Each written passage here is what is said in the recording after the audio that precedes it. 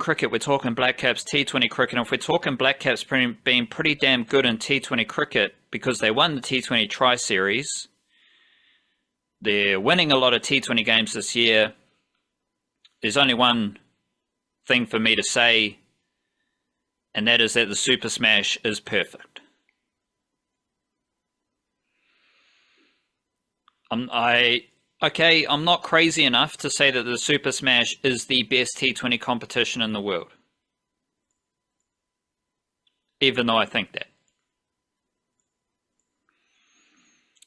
But I will say the Super Smash is perfect, is the perfect T20 competition for New Zealand.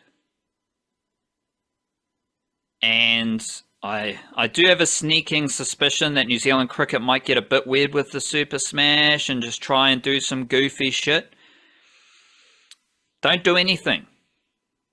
Super Smash is perfect. It develops T20 cricketers and all cricketers for New Zealand. Let's look at the results. The White Ferns are T20 World Cup champions. The Black Caps are winning lots of T20 games since the T20 World Cup. 21 players used this year. 17 players used in the Tri-Series. New Zealand is a good T20 cricketing nation. Again, per capita, kg for kg, New Zealand is the best T20 cricketing nation in the world. And I think the Super Smash is a significant reason for that, because all of our players play the Super Smash. And it just gets the job done as far as providing summer entertainment and development opportunities for our Kiwi cricketers. But that's just a side tangent. And that was on my mind coming out of that T20 Tri-Series, a T20 Tri-Series in which Tim Seifert was awesome, Rachin Ravindra was awesome, Devon Conway was pretty good, shout out to him, Matt Henry was awesome, Jacob Duffy was awesome, Ish Shodhi took his opportunities, and it was just a really good T20 Tri-Series for New Zealand in a year where they just keep winning T20s. Yeah, shout out to the Super Smash. I mean, the amount of players that they rolled through in that series, and then the amount of different guys who had influential performances within that, and even down to the way that they won that final, which was by far their most competitive, the most competitive game that they played through that series, where frankly it looked like when Zach Folks and Jacob Duffy got taken just a little bit in the last, the third and second to last overs, I was thinking this one might get away from us, which would have been a bummer if you've won all your games in the series up until then and then you just lose in the last over of the final. But no, that's what Matt Henry's for. And not just Matt Henry, because two superb catches as well. Not 100% convinced that Bracewell didn't step on the rope for his one, but it was a great catch nonetheless, and it was given out, so therefore it is a great catch. And Mitchell's, I thought, was magic, like diving on the boundary at long off, I think it might have been, coming around and just getting the big fingers up underneath that one.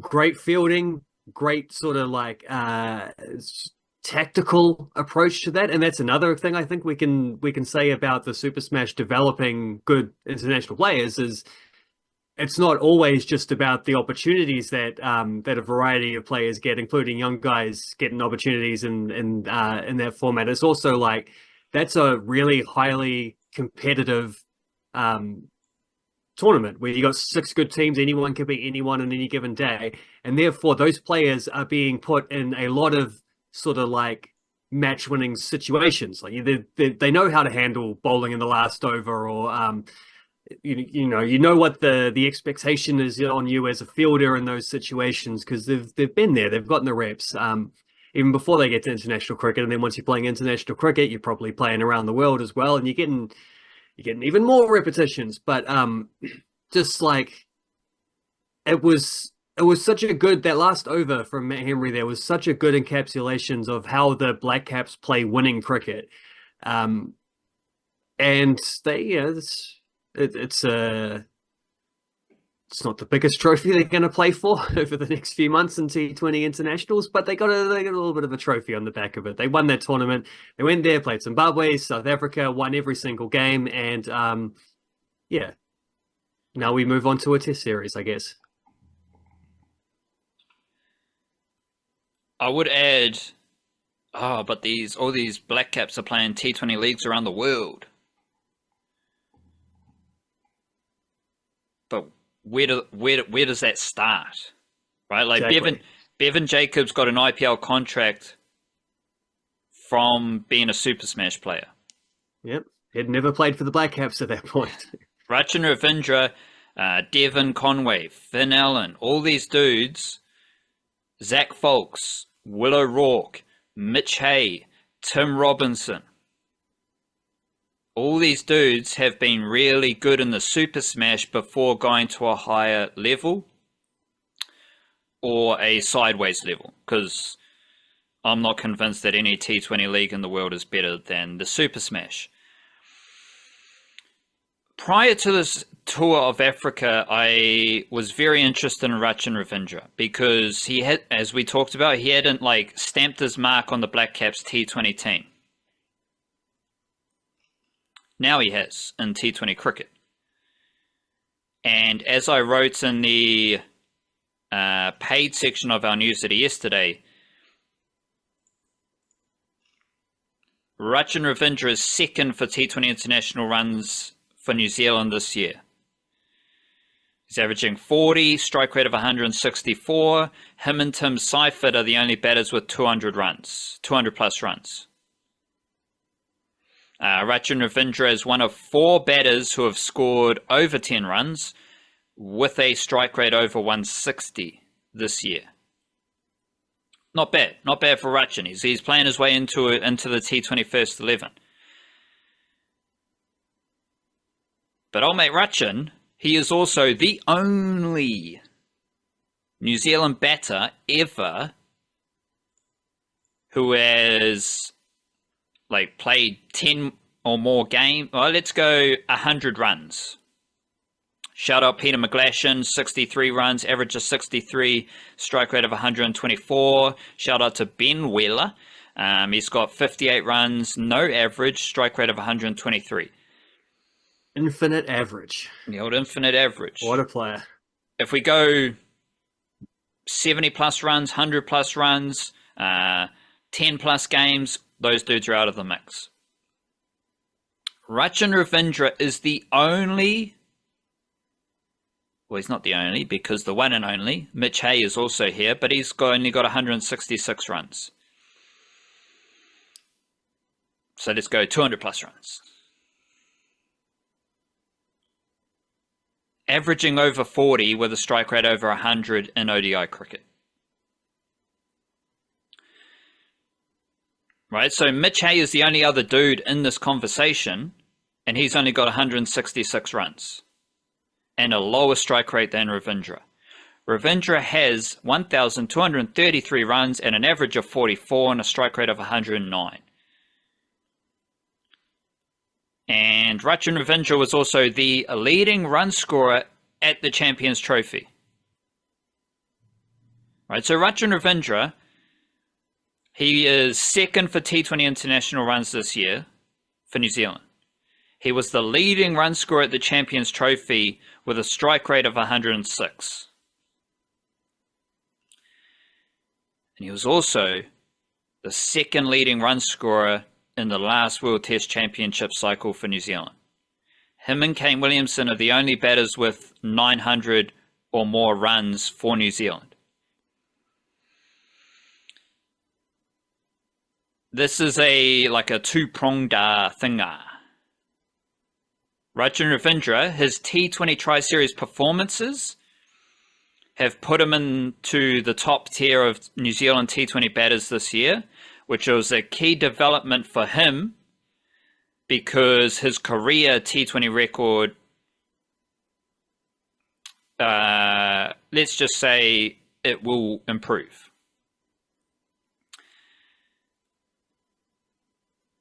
And now we come into a test series where I believe Rachin Ravindra is the best batter for New Zealand.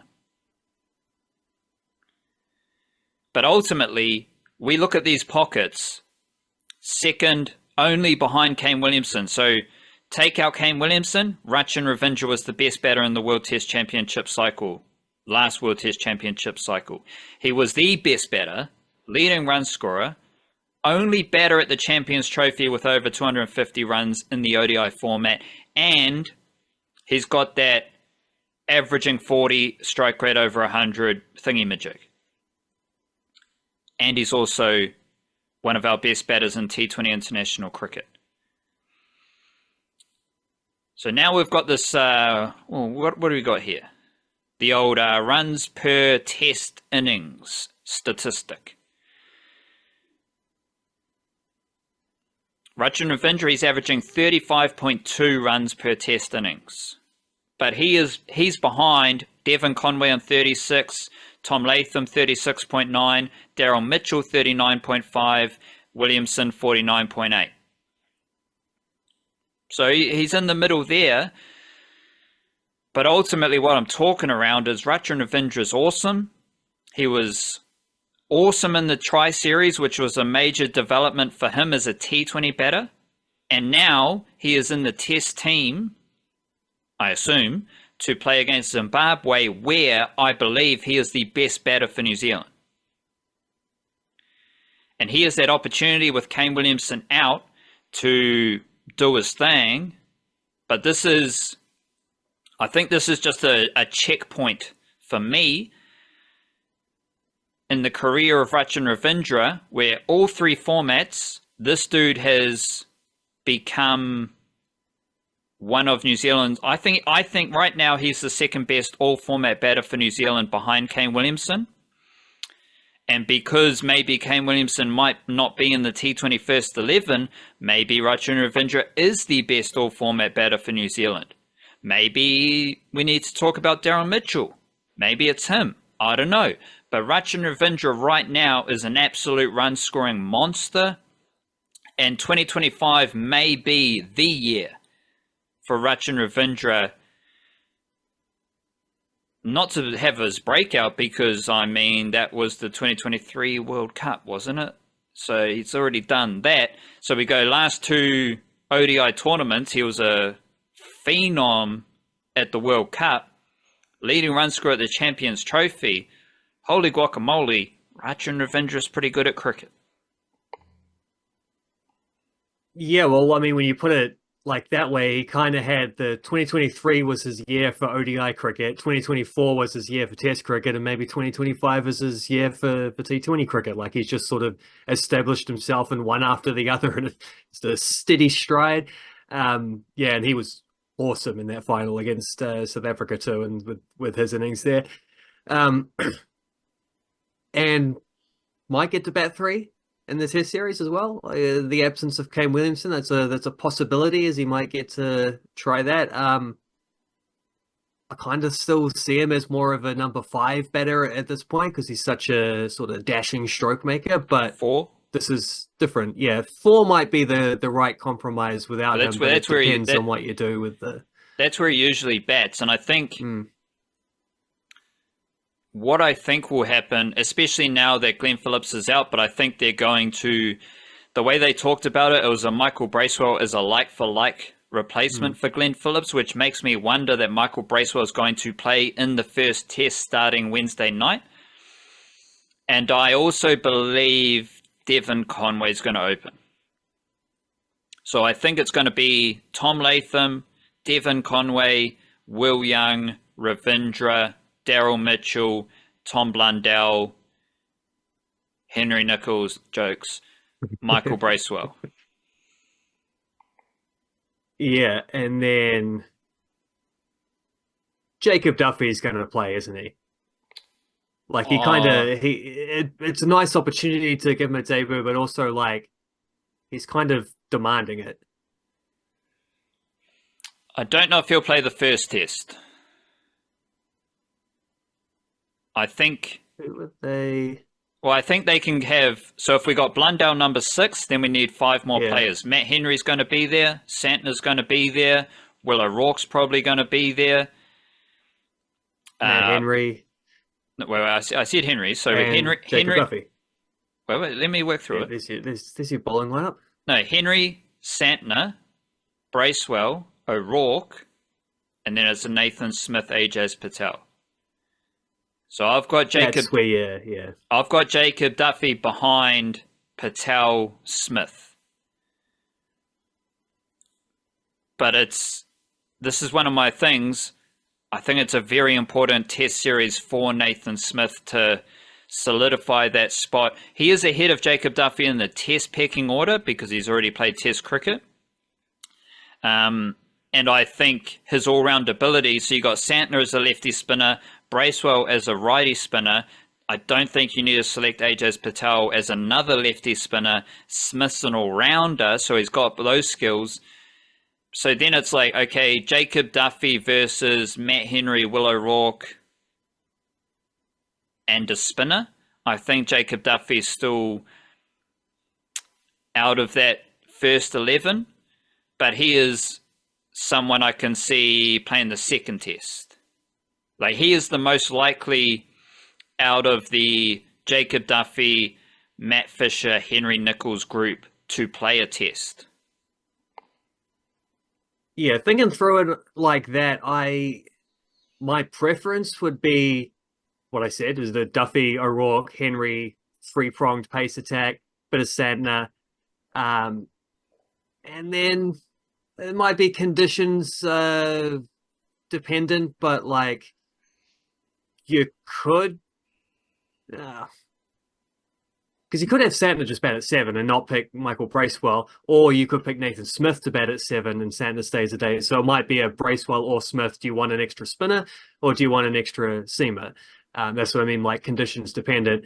I wasn't thinking Ajaz for the first 11 with Santner back in there, but also that's harsh on Ajaz because he is still kind of the guy when it comes to spin bowling, especially in, well, only in overseas conditions, but these are overseas conditions. So yeah, I don't know.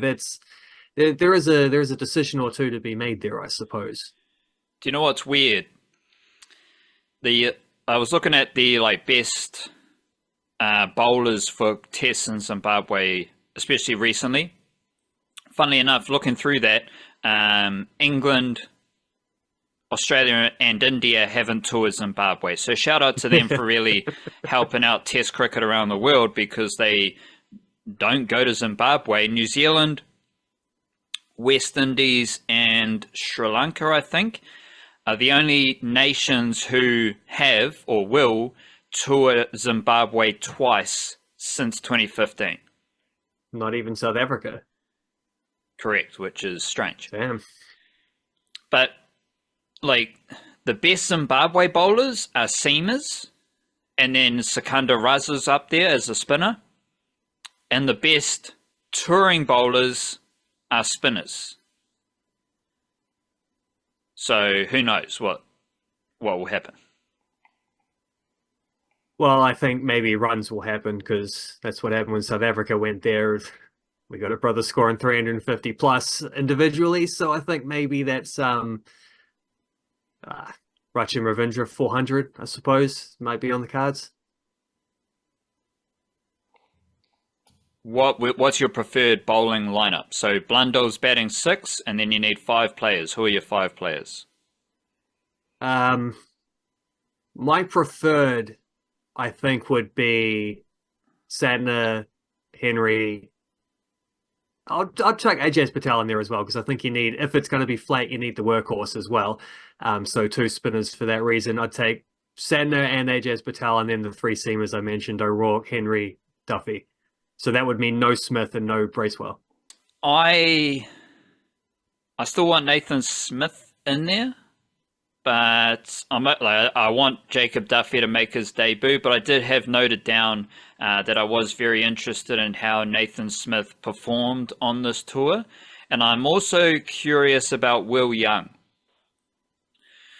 In my Black Caps first 11, I have Will Young opening the batting ahead of Devon Conway. Then we go Kane Williamson, Rachin Ravindra, Daryl Mitchell. In this team, I've got Conway opening and Will Young batting number 3. I should have pulled this one up before. I'll say this while we're talking through it. Will Young, last year was his best year of Test batting. And he was one of the 3 batters last year who averaged over 40, which must have also been Ravindra and Williamson. So 2020, he only played 2 games, averaged 24. 2021, he played 3 games, averaged 34. 2022, he played 7 games, averaged 26.5. 2023, he only played the 1 game. Last year, he played 7 games and he averaged 40. So the 2 years where he's played 7 games, he averaged 26.5, then 40. Part of that includes Will Young. Now we're getting into juicy territory, because reflecting on this period, it was kind of grim with Tim Southee as captain. You know, he had a grimness that flowed throughout the Black Caps, most notably when he was captain. Will Young averaged 20.7 under Tim Southee as captain, but he also averaged 18 under Kane Williamson as captain. He averages 39.6 under Tom Latham captaincy. So last year was his best year of Test batting. He does his best work under Tom Latham as the skipper. What's his best position? Well, he averaged 96 because he got 96 in his 1 Test batting number 5. But he averages 47 batting number 3 compared to 25 batting as an opener. Now I'm seeing that I've just come across this after I listed off my first 11 for this Test series. I've got Will Young batting number 3 with Tom Latham as captain. Those are the 2 best zones for Will Young in his career so far. Batting number 3 and batting under Tom Latham's captaincy. I don't think Henry Nicholls should play. He might play. I don't think he should play in this Test series. He's okay as batting cover. I think Devon Conway will play. And I am hoping that Will Young gets a chance at number 3.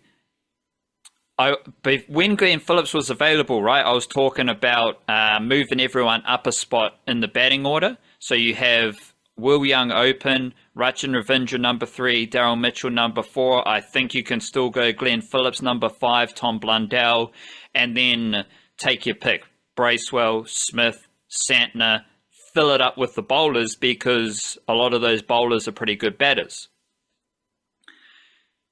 I think since then Phillips is out injured and I've chilled out a bit. So now it's all good to have Conway open and Will Young bat number 3. I think this is a big series for Will Young. We're not going to hang our hat on the runs scored in the series. Rachin Ravindra scored a century. He's the greatest batter ever. Tom Latham scored a century. He's back in form. Devon Conway scored a century. He needs to be in the first 11 for every Test moving forward. I'm not going to do that. But I do think Will Young is in an interesting position as someone who has struggled for a consistent first 11 role. He should get that opportunity in this Test series. And I think he's just a really good batter. He's always been a really good batter. He just hasn't had those opportunities. And what does he do in ODI cricket? He's now played 46 ODIs, averaging 41. He's got a first-class batting average of 40. His 31 average in Tests sharpens to averaging 40 in his busiest year of Test cricket. So I think it's just an interesting series, not an important series for Will Young, but I think it's a very interesting series. Yeah, I think this is just to get in there and score some runs. It's like you're saying, we're not going to overreact to the runs that are scored, but you got to score the runs still. Like you don't want to be going into a series like this where you're um if you're out of form and you stay out of form afterwards, it's maybe that might be a bit more of something to read into. But like Will Young doesn't have a Test century famously. Will go and get the Test century in one of the more favorable things against, like, it's respectfully, but a Zimbabwe team that is doesn't get to play a lot of Test cricket, and what we expect to be fairly good batting conditions, at least based on what we saw in the last Test series that was hosted in this country a couple of weeks ago. Um, like, just get the monkey off your back, just go out there, score, get some big scores, boost your average a little bit. It's like, yes, it might be seen as a little bit of uh what's like a little bit of flat track bully type stuff, but I mean, you can go bully other countries in the non-flat tracks later on, just to, you can make your runs when the opportunity is there around. So it's not important necessarily for any of these guys, but valuable in its own way. Like, these stats find their way into the things that we're talking about, like who scored the most runs this year, who's averaged like this since 2023 or whatever. Like, these stats find their way into that and boost up your numbers. So do what you can, make hay when the sun shines, if indeed that's the type of series we get, because who knows, like maybe we'll get different types of pitches reacted to the last ones, and the ball's just going to be like spinning around corners and stuff, and it becomes a very different kind of threat. I mean, we don't know that till the games get underway, but if indeed it is that kind of high scoring type series, cash in while you can. It's a important thing to be able to do in Test cricket.